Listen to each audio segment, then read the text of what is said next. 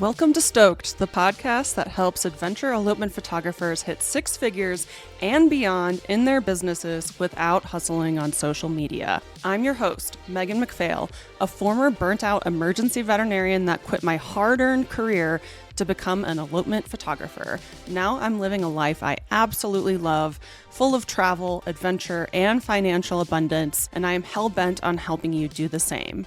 Are you ready to start booking out your calendar with dream couples in breathtaking locations and feeling genuinely stoked about your elopement photography business, life, and bank account? Then let's dive into this week's episode. Hey, it's your host, Megan McPhail. And your co-host, Todd Reedy. And today we are talking all about what to outsource in your elopement photography business. It's one of my most common questions I get because I think a lot of people understand that outsourcing is pretty great. And I know you've outsourced things in your elopement videography business that really helped you, right, Todd? Oh yeah, from the beginning. Yeah. But before we start talking about outsourcing, I want to talk about energy, because really the things that you should be outsourcing are the things that drain your energy and are the things that you procrastinate on because you don't like doing them, or they're just such a buzzkill to you. So really kind of identifying throughout the day the tasks in your business and the things in your business that give you energy, that you look forward to doing, that you don't procrastinate on. Those are the things that you should keep doing. And the things that you do well and that you like and that energize you, those are all the tasks that should absolutely stay on your to-do list. But the things that you just can't stand, that put you in the dumps, that are creating all this guilt and shame because you're not doing them, or when you do finally do them, you're just like, ugh, those are the things that you should outsource. So what are those things for you, Todd? What are the things that you really just don't like doing? Oh man, you caught me off guard. I was not ready for that one. Well, for Hazel and Lace, it's the video editing. To begin with, I quit my engineering job because I didn't want to sit at a desk for 40 hours a week. Mm-hmm. As well as video editing can be challenging, and I knew the basics, but it was a barrier of entry and a barrier to be able to make our business work in that regard, because I drug my feet. I didn't think it was good enough. And so, you encouraged me early on to outsource it, which, being kind of a control freak type person that I want to have, I want to do everything. It took a while to understand that, but it was the right move. And once we started that process, or once I bought into it, it made being an elopement videographer much more pleasant, because I really like doing the shooting on the day of, interacting with the couples, but the editing just was a drag. And even the back end of that, where I have an editor that does the main cutting or culling and does the building of the story. I go back and review it and do final edits and colors and things. Even that is a struggle for me. I kind of agonize to do it, but that's one of those things that I think I have to touch. Yeah, and I feel like that example is perfect for me to explain kind of when you outsource something like editing. So for you, for video editing, instead of taking a video from 0 to 100, then maybe stalling out at 80 because you're like, oh, I just can't do this anymore because it's taken so many hours and so much brain power and so much energy, and you have to move on and the deadline to deliver it is looming. So instead of going from 0 to 80 in delivery, or maybe you take it from 0 to 100, but you have to ignore everything else in your life and business to do it, you get your video back at 90 and take it from 90 to 100, which I think makes a lot of sense. 100%.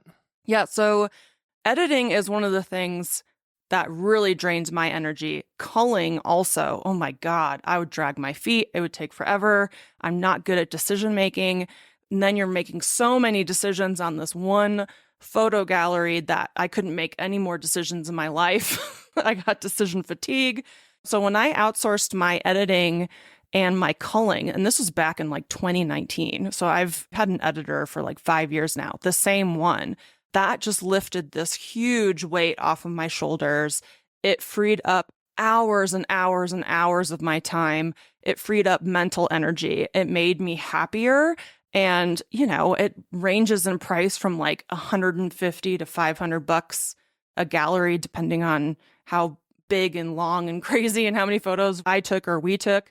And it was totally worth it. And it's built into my cost of doing business. So it's one of the things that I really recommend doing for elopement photographers specifically, because not only do we have a lot of things to edit, but we're also traveling, we're location scouting, we're doing a lot of planning on the front end. And way too many people take way too long editing and culling their images that I just don't think it's worth it. Like spend the $300 and get 40 hours of your life back. We're just doing too many other things to really be able to do it. Now, having said that, there are a lot of photographers who cannot relinquish that control and feel like their whole style is wrapped up around their editing, but it really shouldn't be that way. We're giving people such an amazing experience. They're happy when they leave. They don't nitpick images the way that we do. So when I relinquished that control, it gave me so much more time and energy to focus on my couples, to go travel for fun, to go location scouting, to market properly, to blog, to do all these other things in my business that I was good at.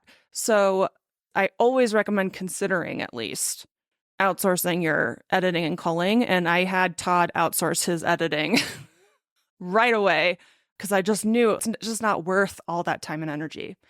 Now, for other things to consider outsourcing, I want you to consider your energy not just in your business, but also in your life, because there's so many things that you can outsource. And you can get a little crazy about it. You can end up putting all of your business expenses towards outsourcing. So you don't want to be crazy. You kind of want to do it in like a stepwise fashion, but it always involves monitoring your energy and seeing what you drag your feet on. So for me, I've outsourced a lot at this stage of my life. Todd is the one that does a lot of the things I don't want to do. You answer my email. Yep. You answer inquiries. Yep. What else do you do for Hazel and Lace? Like some of the, again, kind of back end stuff, contracts. Oh yeah, contracts. Sometimes invoices. permits. Kind of depends on the location and who has more experience with it. I don't know, like travel reservations and like driving. Oh yeah, he's my chauffeur, you guys. Lugging luggage and gear. He lugs all the luggage. Yeah, we have a whole system where I work on sneak peeks and stuff while he's packing up the car, and it works out very well for me because I don't like packing and moving luggage, but I like making sneak peeks. So we each have our strengths and weaknesses. So I found myself procrastinating on answering emails, which is crazy because you should be so excited to answer an inquiry email. But I think I just got traumatized from COVID 2020. And every time I got an email, it was like, oh my God, what is it this time? And like ever since then, I just hated doing emails. So as soon as I could get Todd to start answering emails, I did. But I'm really good at the elopement planning part. So I still take the lead on that. I take the lead on sales calls, so we really try to play to our strengths and weaknesses. I also love outsourcing things around the house. Like when we were living in a city, we aren't anymore. And I really miss this. Grocery delivery and even just restaurants, like just ordering in for, having your food delivered, your dinner delivered. Like I miss having that. We don't have that anymore now that we're in rural Taos, New Mexico. But that I've outsourced. I've outsourced cleaning. We have a cleaning lady. Well, she's come once since we've moved up here, but we had our old cleaning guy, Marquez, who was like our grandpa. He was the best. He came every 2 weeks. We would give him all these tips because he did such a good job. He would joke around with Todd. He was great. Don't you miss Marquez? I do, yeah.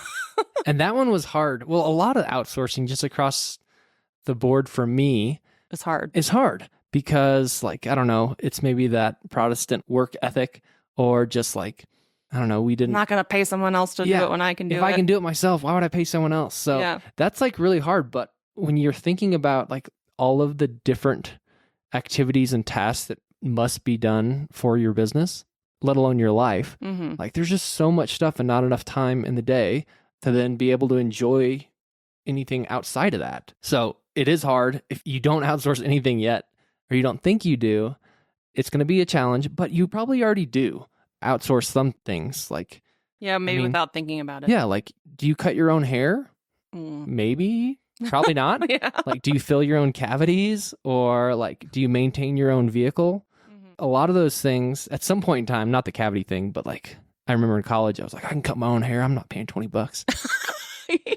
That didn't work out. And then also like, I can change the oil, which I can, but it just takes way longer. And like, if it takes me 2 hours to do that, as opposed to, you know, dropping it off at Jiffy Lube and then picking up later, I can be using those minutes to either work on our business, enjoy some downtime, whatever it may be. So yeah, don't think that just because you don't outsource your editing, you're not already outsourcing some things, because you probably are.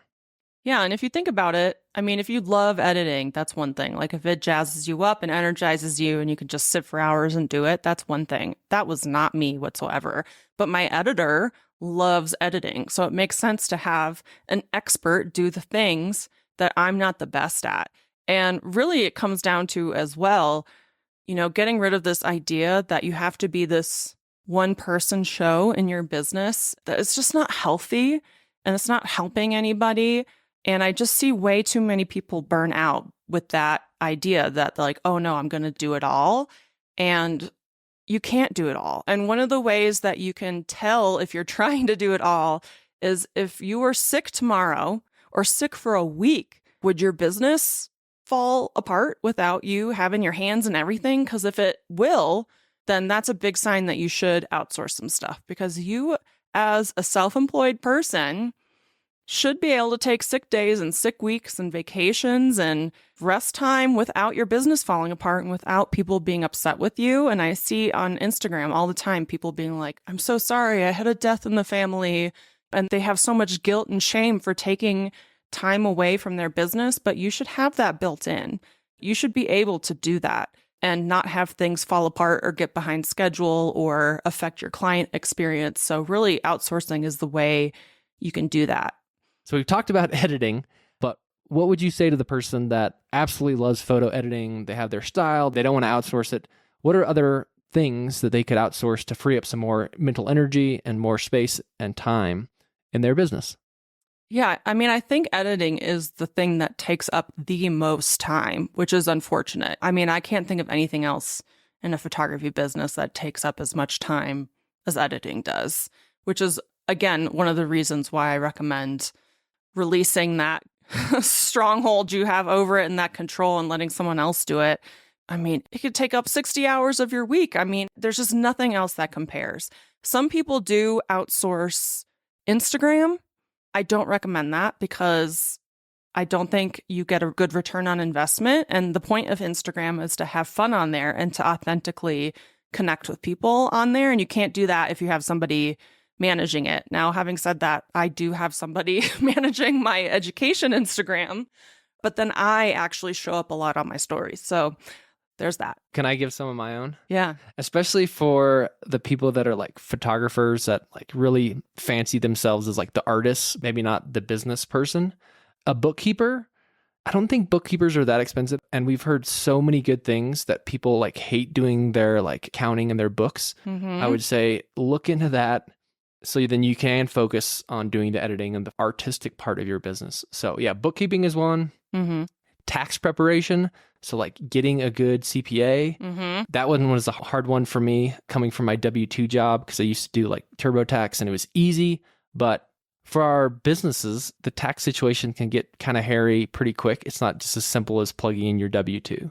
Yep. So I would say tax prep, CPA. And then we've also heard good things of having people, including us, outsourcing blog writing. Yes. Because that seems like a thing that people just drag their feet on. They have all these beautiful images and they know they should be blogging. They know it's good for their SEO and their long-term like growth of their business. But for some reason, they just can't sit down and blog. And we've done it. We don't do it all the time, but we go in waves when we have some, good elopements to blog and need to get out there. It's pretty cost effective. And again, we're giving it to someone who's a good writer, and that's what they thrive at when it's something that Megan and I don't. Yeah, I was definitely going to bring up the blog writing because I think that blog should be the base, or really the foundation of your content strategy, because you can take good blogs and then you pin them and then you take little bite-sized pieces out of them for social media and TikTok and stuff like that. So definitely that will have the biggest bang for the bucks is blog writing. And we see that a lot where people are like, I'm traveling, I'm shooting, I'm editing. I'm going to at least outsource my blog writing so I can get blogs out there, work on my SEO, show that I'm active, show my portfolio, show my knowledge and my personality, and kind of sell myself on my website and have people find me. So blog writing for sure. A few things I've had people outsource lately. One of our members of the Elopement Photographer Mastermind just outsourced her workflow in Dubsado. Were you on that phone call with us? No, but I think I read that in the Slack. Yeah. So her name is Amanda, and she was kind of manually doing a lot of her workflow and wasn't really happy with it, but wasn't getting it done herself. So she hired it out to somebody, and now it's like streamlined. A lot of it is automated. So just creating automations for tasks that you repeat over and over and over again. Those are some other ideas that you're almost outsourcing that by automating it so that you don't have to think about it. It gets done. You can even do that with inquiries. If you go back a few podcast episodes, Karen Castor was talking about how she redirects people who inquire with her straight to a Calendly link so they can set up a phone call. So that way she doesn't have to rush to email them back. They already have the ability to schedule a phone call with her automatically. So automating things is another form of outsourcing. So anytime you're doing something over and over and over again, think about how you can automate it, because that's going to almost be like having your own VA. I think the biggest reasons why people avoid outsourcing is they're afraid to spend the money and they're afraid to raise their prices to accommodate the outsourcing. And they probably have some guilt or fear involved with letting go of the control that they have over their business. And I feel that because I've had my fingers into everything. And I really have to get tired of something to be able to delegate it or outsource it. So I can definitely tell, a lot of people have a lot of fear. But remember that if you outsource something, you're not signing up necessarily to do it forever. You can just try it out. Or you can just have somebody call and edit your galleries during busy season, or if you get behind, just to have them do that 1 or 2 galleries. Something like that. You're not signing up to do it forever. You can put your feet in the water and see how you feel and see if you want to continue it. Do you have any thoughts on that? Yeah, I'm glad you brought that up because it was one of my talking points that I wanted to hit on. Oh, yeah. We did an episode and I had to look it up. Episode 69, Overcoming the Dreaded All or Nothing Mindset. So that's a whole episode on that. But yeah, I think it's probably pretty common to think like, oh, if I'm going to outsource my editing or whatever it is, like they're going to be my editor forever. When, like you said, yeah, it could be maybe just like during the busy season, or maybe just like a short commitment of having someone write blogs for 3 months to get caught up on your last year's galleries that you still haven't blogged yet. So it can be bite-sized pieces, and maybe say you outsource something and you're like, actually, I really like doing my editing, or I really enjoyed that aspect of my business, the bookkeeping or whatever it may be. So yeah, I think going in with like, this is going to be an experiment, I think that's a good mindset to go in with. Totally. I agree. Yeah, play around. Have fun with it. Remember, you can have fun with your business. It doesn't have to be all white-knuckled stress and pressure. So yeah, just watch your energy, see what things you drag your feet on, see what things you hate doing or that you're not good at doing, or you just struggle with. See what tasks you're doing over and over and over again. And those are the things that you can delegate to somebody else that likes doing those things. You can also play around with AI these days. AI can cull for you. AI can edit for you. It's not perfect, but it could be a happy medium. AI can help you with like a blog outline. AI can help with so many things. So hit up ChatGPT with some ideas and play around with that. And again, have fun and see where things can fit into your business. And remember, this is your business. Just because I highly recommend not editing and culling doesn't mean that you have to do that. You get to create the business that you want. You don't have to listen to anybody else, but listen to yourself, listen to you deep down, listen and follow your energy because it will kind of guide you to what you should do in your business. And can I share something I had a lot of fun with lately that's totally not elopement related, but is kind of like outsourcing? Sure. So we moved into this house a few months ago now, right? Yeah, May. And we went from a 4-bedroom house to a 3-bedroom house. So we used to have our own offices. Now we're sharing an office. And it's a shit show in here. We're sitting in it right now. I have not really unpacked things. There's doom piles everywhere. It's not aesthetically pleasing. And I'm thinking to myself how much I want to walk into a cozy, beautiful, mid-century modern meets Southwestern New Mexico vibe office. And I was struggling to try to design it myself. There's too many decisions, too much Pinterest scrolling. It was kind of fun at first, but it lost steam. So I went to Havenly, havenly.com, and they actually designed a whole office for us and had a whole shopping list of all the things I set my budget. They made like a 3D mock-up of a design that I really liked. And all the stuff is just in a shopping list. It's like easy peasy. I'm probably in the next few weeks, I'm going to purchase the stuff and we're going to start putting together our office. And it was just so much fun. Yeah, because someone else did it for you. Yeah.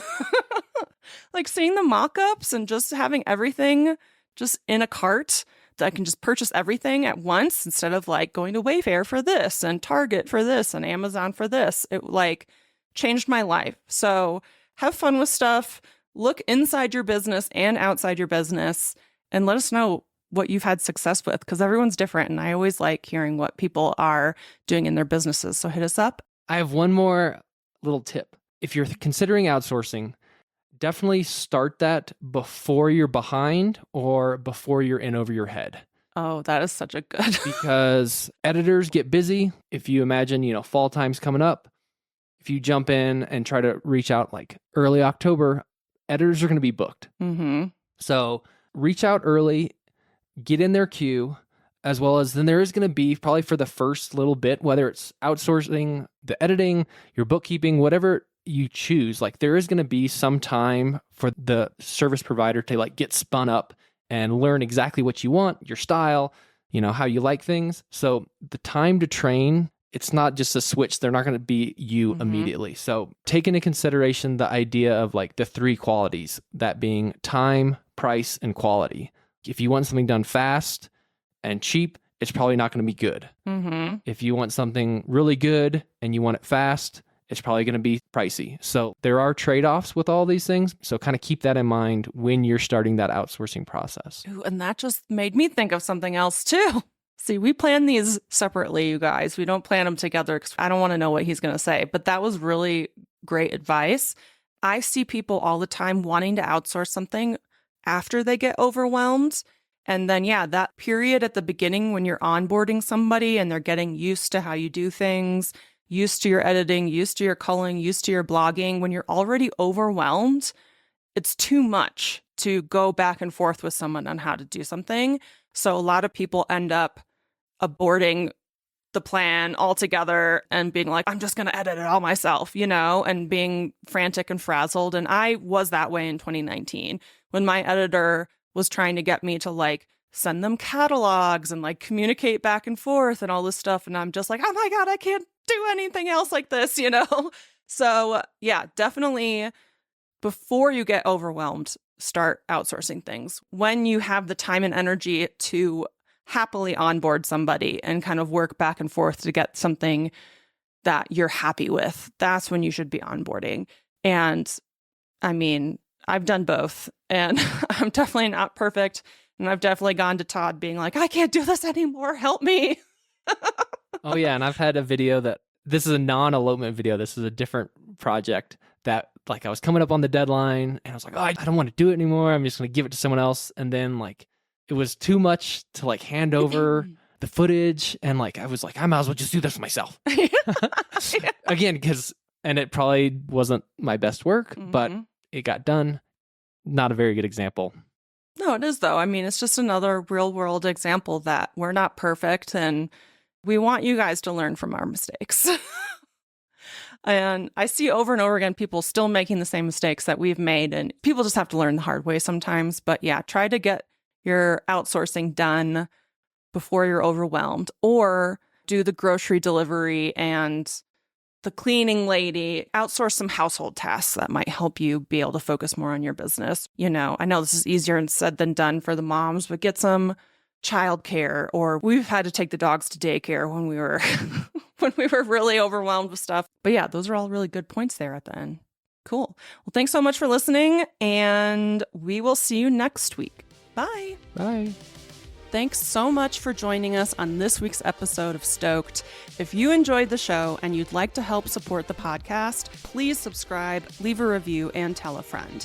If you're looking for more inspiring elopement photography content, check us out on Instagram at Megan McPhail. And if you'd like to hear more about my business coaching and how I can personally help you hit six figures as an elopement photographer, then check out my website at www.meganmcphail.com.